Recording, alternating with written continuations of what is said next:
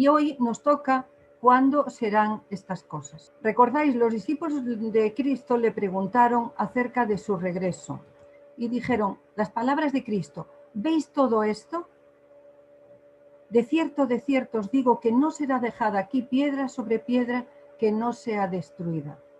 Estaban viendo el hermoso templo, orgullo de la nación judía.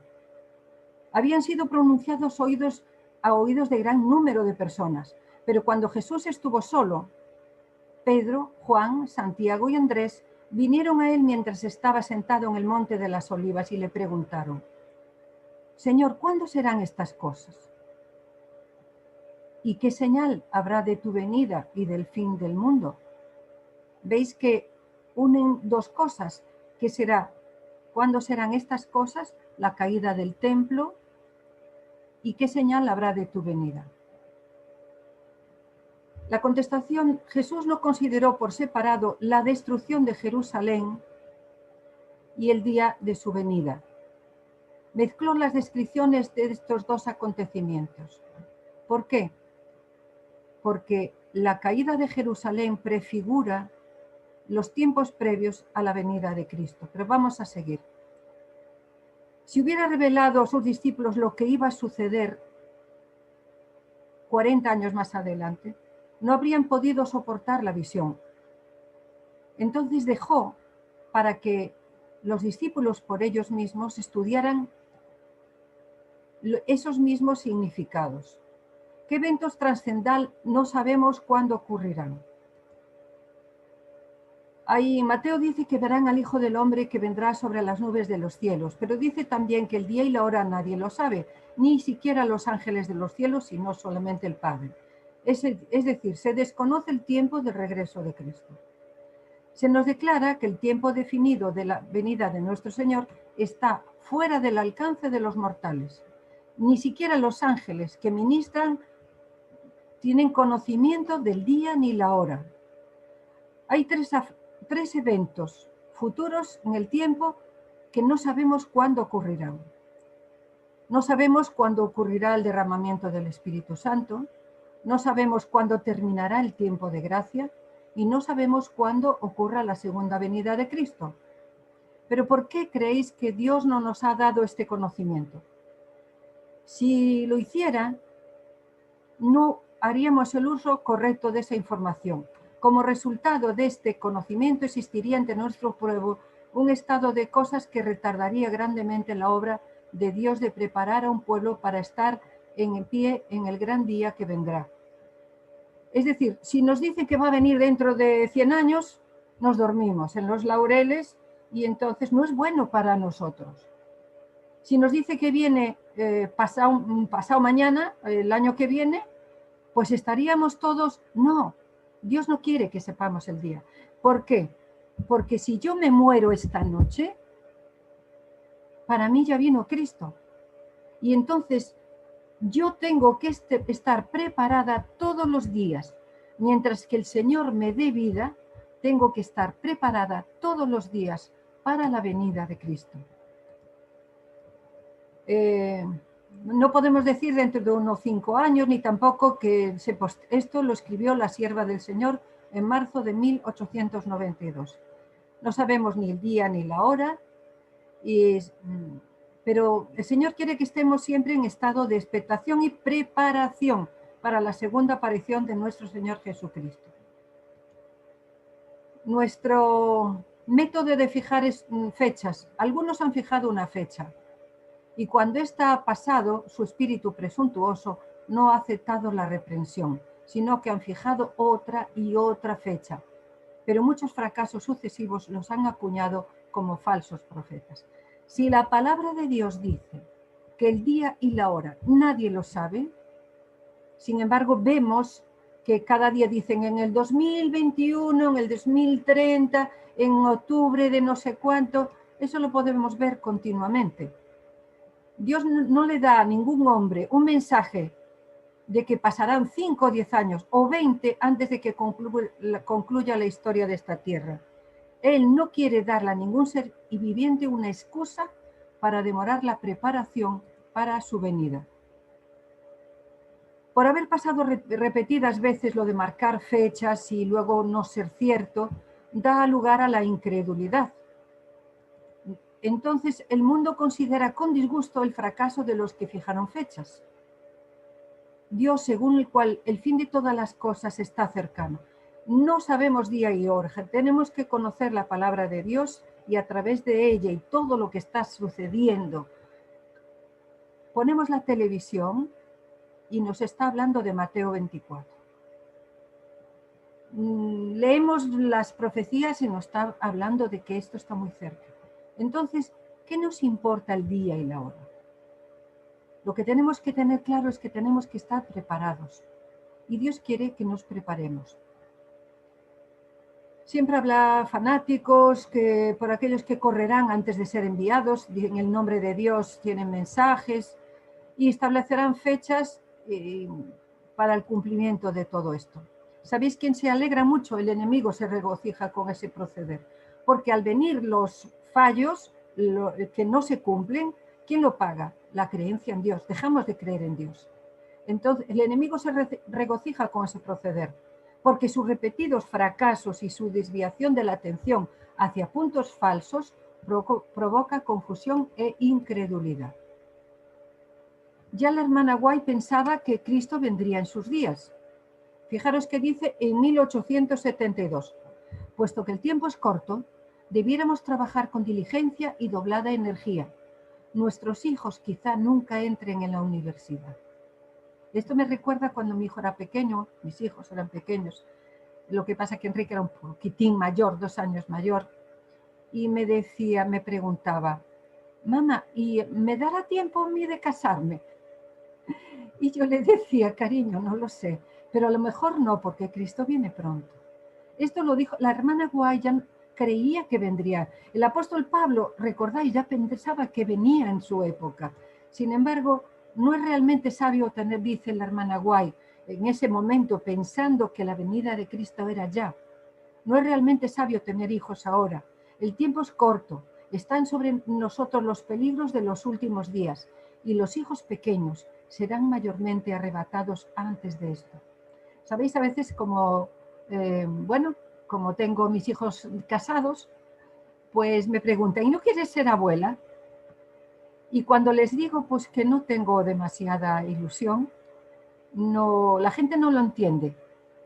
Lógicamente, como madre, sería inmensamente feliz de ver a mis nietos, como mi marido, pero sabiendo que Cristo viene pronto y el túnel que vamos a tener que pasar hasta salir a la luz va a ser duro, yo creo que ya llega con que suframos los que estamos, sin traer a este mundo a otros seres para que sufran.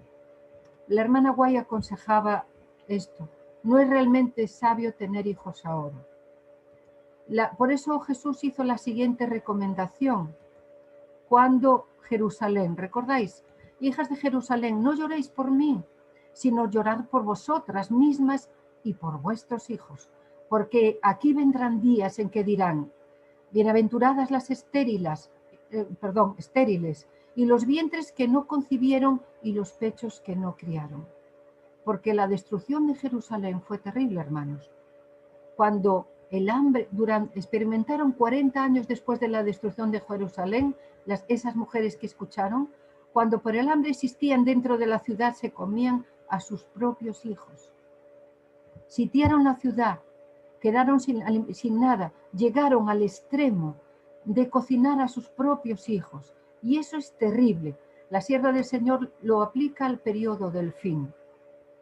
Esto se cumplió literalmente, no en los creyentes, sino en los que no creyeron. Porque recordar que en Jerusalén los creyentes, los que estaban apercibidos de las señales, en un descuido cuando las tropas romanas hicieron un receso, los creyentes salieron, entendieron que esa era la señal, pero los que decían, bueno, aún falta, no pasa nada, murieron dentro de la ciudad con sus propios hijos. Por otra parte, el tiempo del fin dice que será un tiempo de angustia, cual nunca fue desde que hubo gente hasta entonces. O sea que será más angustioso que en los días del diluvio o los días de la destrucción de Jerusalén. Es duro leer esto, es muy duro, pero no por eso vamos a hacer como el avestruz, esconder la cabeza. Si Dios nos lo dice es para que estemos preparados. Y Él nos dice formas de poder evitar que sea tan duro. Y en esa dureza que sea, Él va a estar con nosotros. Es la promesa que nos tiene. También dice que cuantos menos sean los casamientos contraídos, mejor para todos, tanto hombres como mujeres. Porque en el tiempo del fin es lo que decimos. Sin embargo, esto fue en 1885, nos dijo la hermana Guay. Vendrá la hora, no está muy lejana, y algunos de nosotros que ahora creemos estaremos vivos sobre la tierra y veremos el cumplimiento de la predicción y oiréis la voz del arcángel y la trompeta de Dios que resuena desde la montaña, la llanura y el mar hasta las partes más distantes de la tierra. El tiempo de prueba está precisamente delante de nosotros. Tenemos que dar el fuerte pregón para avisar al mundo. Nosotros lo sabemos, pero ¿nos estamos preparando? Nosotros lo sabemos, pero ¿estamos avisando al mundo? La noche lobrega es angustiosa, pero se posterga la mañana por misericordia. A veces decimos, el Señor tarda en venir, y es por misericordia, porque si el Maestro viniese, muchos serían encontrados sin preparación. Entonces Él va postergando, pero llegará el momento, cumplido el tiempo, en que Cristo va a venir. Si los adventistas, después del chasco de 1844, se hubieran aferrado a su fe y hubieran sido unidos en pos de la providencia de Dios, el Señor hubiera obrado con poder mediante sus esfuerzos y la obra se habría terminado y Cristo habría venido para recibir a su pueblo y darle su recompensa. No era la voluntad de Dios que se demorara tanto su venida. La razón de la demora en Números 14:22 dice, me han tentado ya 10 veces y no han oído mi voz. Todo esto en un lapso de 13 meses. ¿Por qué? Durante 40 años, la incredulidad, la murmuración, la rebelión impidieron la entrada del antiguo Israel en la tierra de Canaán. ¿Sabéis? Por eso se demoraron, cuando podían haber llegado muy pronto a Canaán, se demoraron 40 años. Dice, los mismos pecados han demorado la entrada del pueblo de Israel moderno. En ninguno de los dos casos faltaron las promesas de Dios, porque Dios tiene sus promesas. Pero, hermanos, estamos llenos de lo mismo, la incredulidad, la mundanalidad, la falta de consagración, las contiendas entre nosotros, nos han mantenido en este mundo de pecado y tristeza por tantos años. Porque el Israel moderno, ¿cuál es la situación? Si la Iglesia de Cristo hubiese hecho su obra como el Señor le ordenaba, todo el mundo habría sido ya amonestado, ya hubiéramos predicado el Evangelio. ¿Verdad que el COVID en poco tiempo dio la vuelta al mundo y tiene tomado el globo terráqueo? Si nosotros como COVID, pero bueno, no el malo, hubiéramos dado el fuerte pregón, todo el mundo habría sido ya amonestado y el Señor Jesús habría venido a nuestra tierra con poder y gran gloria. Lo que pasa es que las promesas de Dios son condicionales. En Deuteronomio dice, acontecerá que si oyeres atentamente la voz de Jehová tu Dios, para guardar y poner por obra todos sus mandamientos que yo te prescribo hoy, también Jehová tu Dios te exaltará sobre todas las naciones de la tierra. Fijaros, condicional. Si oyeres atentamente la voz de Jehová tu Dios. ¿Para qué? ¿Para ser oidores nada más? No, dice, para guardar y poner por obra todos sus mandamientos que te prescribo hoy. La mayor parte de las veces somos meros oidores y nos cansamos de oír una vez, otra vez, otra vez. Y el Señor retarda su promesa, ¿por qué? Porque quiere que pasemos de ser meros oidores para que pasemos a ser hacedores, guardadores. Por eso hoy Mateo 6:33 nos dice, mas buscad primeramente el reino de Dios y su justicia, y todas estas cosas os serán añadidas. De ninguna manera ha faltado la palabra de Dios. ¿Recordáis? Abraham le dice, a tu descendencia daré esta tierra. Somos descendencia de Abraham. Somos descendencia espiritual del pueblo de Israel. Y a nosotros nos dará esta tierra por heredad. Y desde ese momento hizo todo lo posible por impedir que se cumpliese esa promesa. No quiere que heredemos la tierra, pero no lo ha querido nunca. Allí en Canaán Abraham se multiplicaba de 1 a 70 personas. En Egipto los hijos fructificaron y se multiplicaron y fueron aumentados y fortalecidos en extremo, y se llenó de ellos la tierra. Dios estaba cumpliendo las promesas, por tanto, Satanás los oprime, tratando de acabar con ese pueblo. A través, ¿recordáis cómo eran esclavos en Egipto? Cómo Satanás obligó al faraón incluso a hacer los ladrillos, teniendo que ir a buscar incluso ellos la paja, porque quería acabar con ellos, no quería que llegaran. Pero la bendición de Dios siempre está con su pueblo. Cuanto más los oprimían, tanto más se multiplicaban y crecían, de manera que los egipcios temían a los hijos de Israel. Crecieron tanto que cuando salieron de Egipto eran 600.000 hombres de a pie, sin contar los niños. Pero eran 3 millones de personas. ¿Sabéis? Porque no se contaban de 20 años para atrás, ni de 50 en adelante, ni las mujeres. Entonces sumaban, todo esto son unos 3 millones. Y cuantos más eran, más los oprimían, más Dios los bendecía y crecían. La promesa era que a tu descendencia daré esta tierra, y siempre se cumplió. Entonces, la promesa que tenemos nosotros siempre se va a cumplir. Tal vez tengamos que permanecer aquí. Esto lo escribió la hermana White en 1901. Yo creo que en 2020 ya sería distinto. Ella decía que tal vez tengamos que permanecer aquí en este mundo muchos años debido a la insubordinación, como le sucedió a los hijos de Israel. Pero por amor de Cristo, su pueblo, fijaros, esto es para nosotros, no debe añadir pecado sobre pecado, culpando a Dios de las consecuencias de su propia conducta errónea.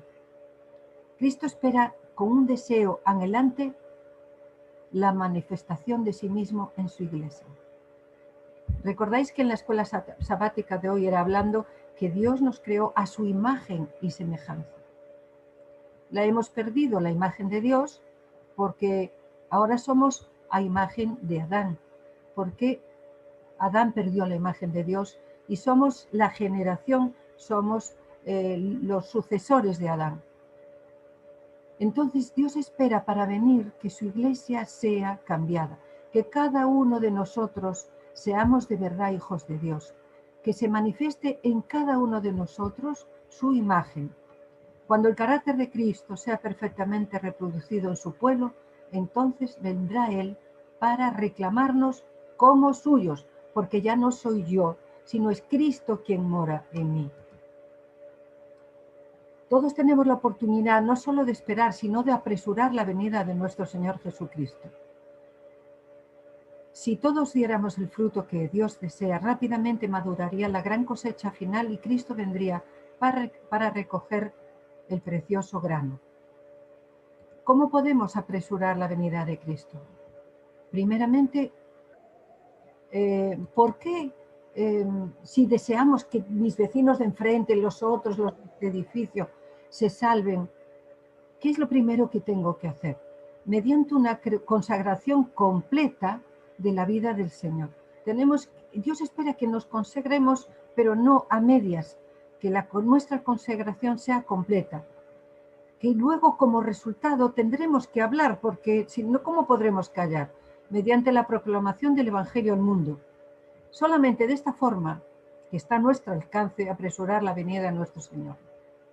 No solamente hemos de esperar la venida, sino apresurar la venida. Esto nos permite que por la cooperación con Él acabemos con esta escena de miseria. ¿Veis las charlas que tenemos de Margarita Rojas, la educación que quieren darle de aceleramiento sexual a nuestros niños desde ya preescolar? Es una bestialidad lo que se está haciendo en este mundo. Tenemos que colaborar con Dios en apresurar su venida.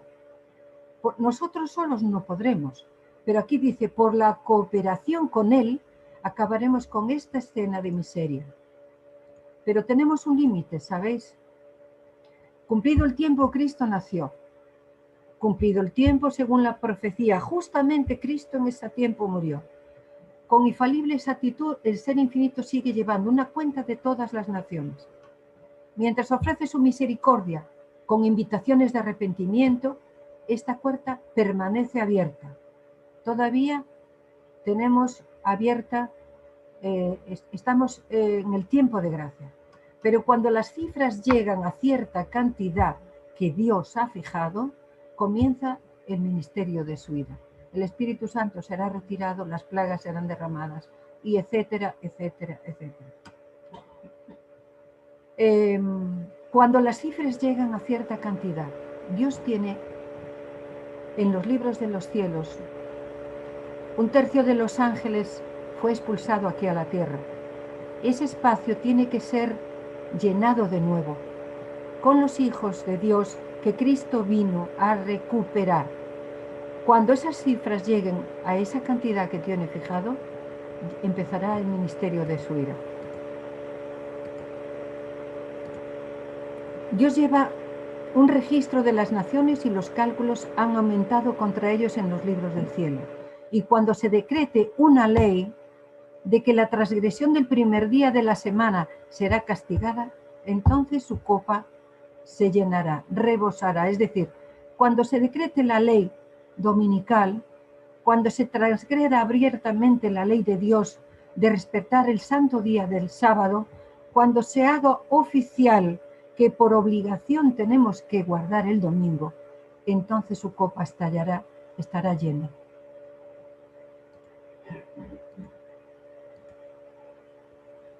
Dios mantiene con las naciones en 2 etapas. Cuando llegue plenamente el tiempo en que la iniquidad haya alcanzado el límite, declarando de la misericordia de Dios, su paciencia cesará. Llegó el tiempo. En el juicio final, la ira de Satanás, la copa se derramará sin mezcla de misericordia. Cuando las cifras acumuladas en los registros del cielo indiquen que está completa la suma de la transgresión, la ira vendrá. Mientras la misericordia de Dios tiene mucha paciencia con el transgresor, tiene paciencia, pero hay un límite más allá del cual los hombres no pueden seguir en sus pecados.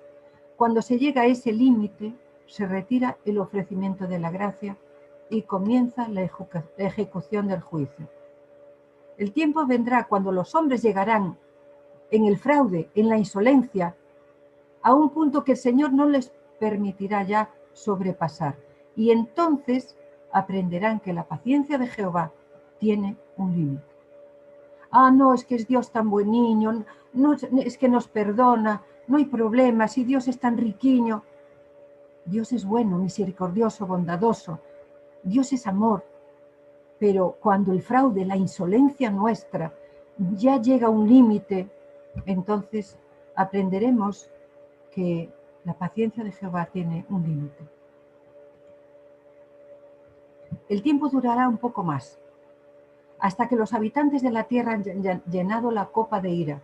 Entonces la ira de Dios será derramada.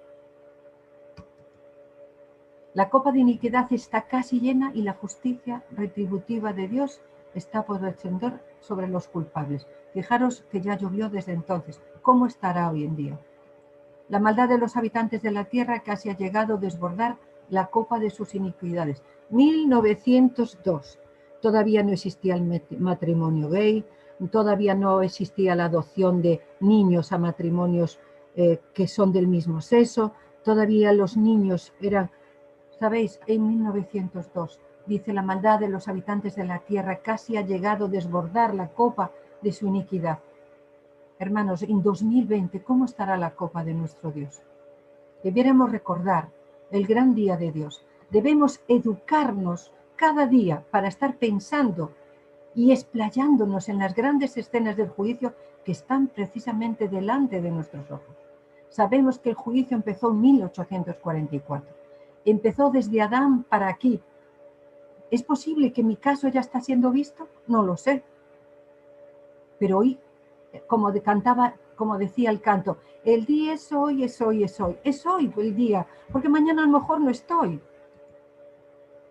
Enoc caminó con Dios 300 años. Esa es una lección para nosotros, para que caminemos con Dios cada día, sabiendo que no estamos seguros a menos que estemos velando y orando. Tenemos que esperar velando y orando. El tiempo es breve. Ojalá que el Señor no dé descanso día y noche a aquellos que ahora son descuidados e indolentes en la causa y en la obra de Dios. El fin está cerca. Esto es lo que Jesús quisiera siempre, mantener ante nosotros la brevedad del tiempo. Nosotros pensamos, la semana que voy a ir de vacaciones, para el mes de julio, perdemos de vista, hacemos nuestros proyectos, nuestros planes, que no son malos hacerlos, pero tengamos delante de nuestra vista que el tiempo está cerca. Cuando estemos de pie con los redimidos, hermanos, el camino que queda no va a ser fácil. Trato de mentalizarme a mí misma, porque como dice la palabra de Dios, el que esté firme, mire no caiga.